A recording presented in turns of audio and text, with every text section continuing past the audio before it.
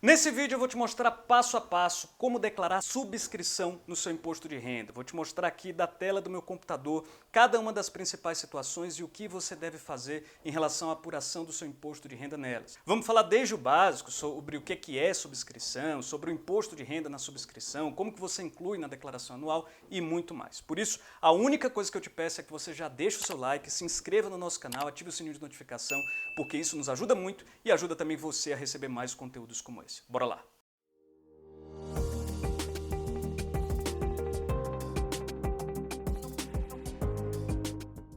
Bom pessoal, para quem não me conhece, meu nome é Vitor Gadelha, eu sou advogado, tributarista e fundador do IRBot, uma plataforma online que descomplica a sua declaração de imposto de renda pessoa física. Com o IRBot você não precisa se preocupar nem com a sua declaração anual, nem com as apurações mensais do seu imposto de renda para operações em bolsa de valores, porque a gente faz tudo isso para você. E detalhe, você não precisa enviar para a gente notas de corretagem, nem fazer cadastros de lucros ou de prejuízos acumulados, nem de estoques, porque tudo isso a gente faz de maneira automática através das nossas integrações. Eu estou deixando o link do nosso site aqui na descrição, dá uma olhada lá que eu tenho certeza que você vai gostar. O que é subscrição? A subscrição, ou melhor, o direito de subscrição, é um benefício concedido a acionistas de uma determinada companhia ou a cotistas de um determinado fundo, quando a companhia ou o fundo resolvem abrir mais capital na bolsa de valores. Então é uma forma de a companhia ou o fundo permitirem que os seus atuais acionistas ou cotistas possam manter a mesma participação percentual que eles tinham antes dessa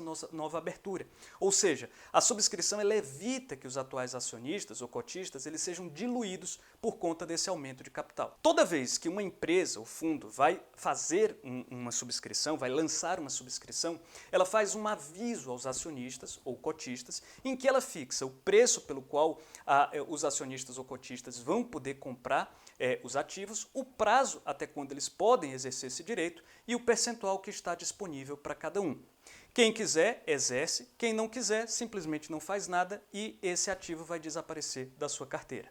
A grande peculiaridade é que, como eu acabei de falar, o direito de subscrição ele é tratado como qualquer outro ativo negociado em bolsa, inclusive tendo um ticker, que normalmente consiste nas 4 letras do título principal, seguidas dos números 1 e 2, então final 12. Outra opção que o investidor tem é o de simplesmente negociá-lo no mercado secundário. Então você pode ir lá no seu home broker, e mediante os procedimentos que forem exigidos pela sua corretora, você pode ofertar para pessoas os seus direitos de subscrição ou mesmo comprar direitos de subscrição de outras pessoas.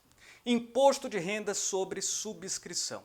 Eu preparei aqui, pessoal, um mapa mental mostrando para vocês o passo a passo que você precisa seguir para apurar corretamente o seu imposto de renda em operações com direitos de subscrição em cada uma das principais situações, que é se você exerceu, se você não exerceu ou se você negociou no mercado secundário.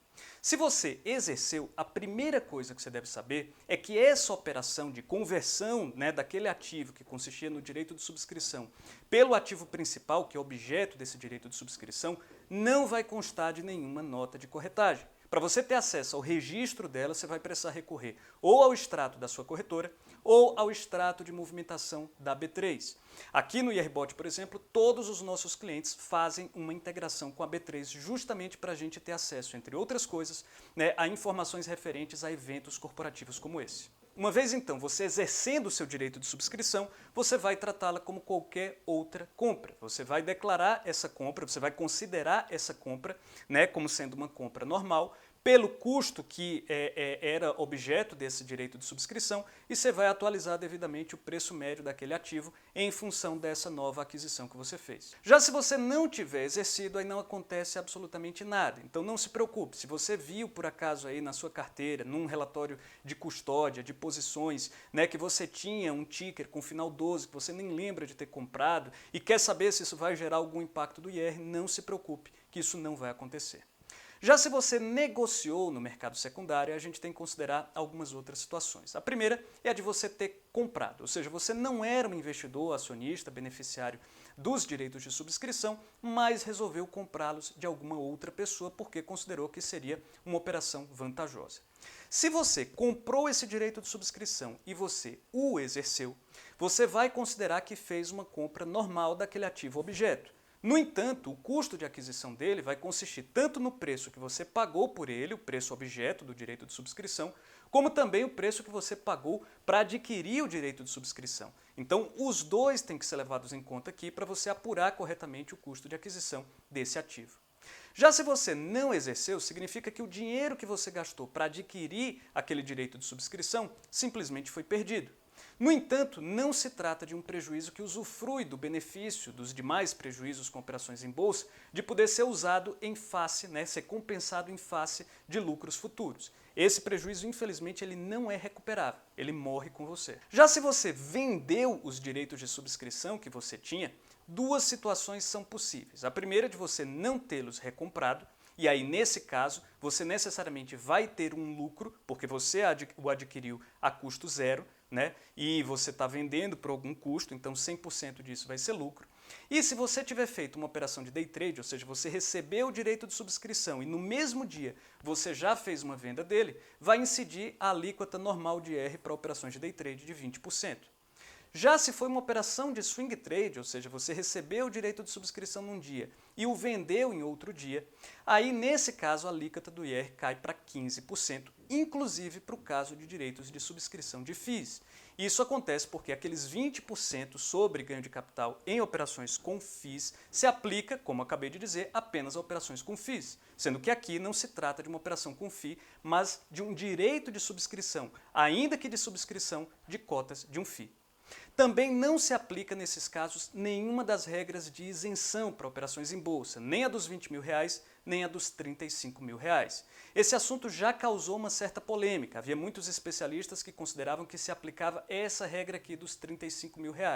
Mas em 2021, a Receita Federal publicou essa solução de consulta, COSIT, número 145, de 21 de setembro de 2021, em que ela foi bem clara ao dizer que o limite de isenção previsto no inciso 1º do artigo 3º da Lei 11.033 de 2004, que é a isenção dos 20 mil, aplica-se somente às operações realizadas em bolsa de valores com ativos da espécie ações, a ele não fazendo jus nem sendo computado na sua operação as alienações de cotas de fundos de investimento em índices de ações ou de bônus de subscrição. E aqui ela ainda é mais clara.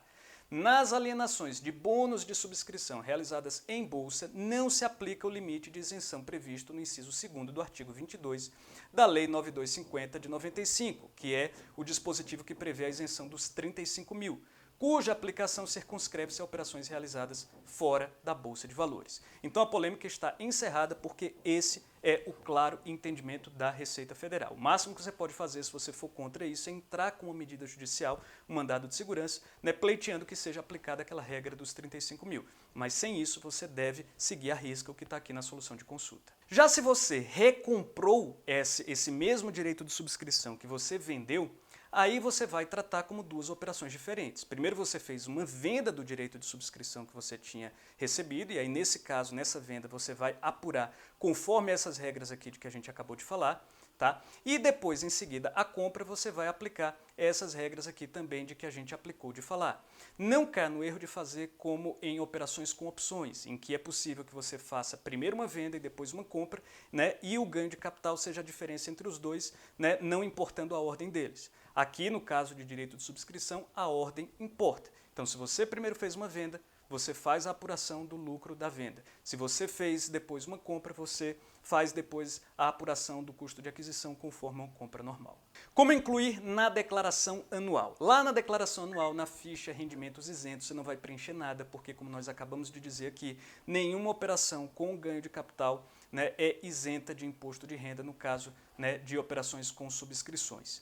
Na ficha renda variável, operações comuns / day trade, aí você vai lançar os lucros, prejuízos, impostos retidos na fonte do jeito que você faria com qualquer outro tipo de operação, segregando day trade de swing trade. Na ficha bens e direitos, você vai incluir apenas aqueles direitos de subscrição que você tinha, que não tinham sido exercidos nem tinham expirado em 31 de dezembro do ano calendário. Lembrando que você só é obrigado a fazer isso vale também para ações, fundos, qualquer outro ativo em bolsa, se o custo de aquisição dele nessa data for superior a R$1.000.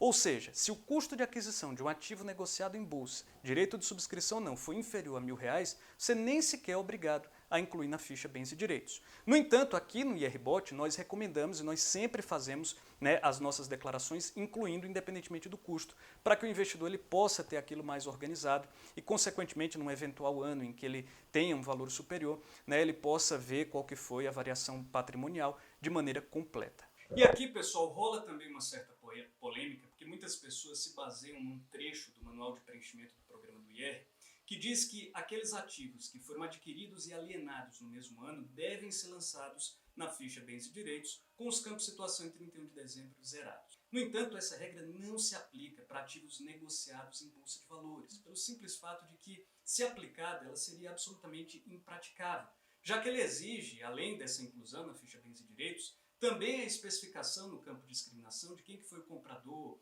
né, a data de cada uma das vendas, qual que era o custo em cada uma das datas, etc. Então, pessoal, não se preocupem que essa regra não se aplica para ativos negociados em bolsa de valores. Por isso, você só precisa incluí-los na ficha bens e direitos, né, se você tinha esse ativo em custódia nessa data de 31 de dezembro do ano calendário. Beleza? Bom, pessoal, era isso. Espero que esse vídeo tenha ajudado. Se você gostou, mais uma vez, não esqueça de deixar o seu like, se inscreve no nosso canal. E se tiver alguma dúvida, manda aqui nos comentários que muito provavelmente eu ou alguém da nossa equipe vai te responder em até um dia útil. Beleza? Um abraço e até a próxima.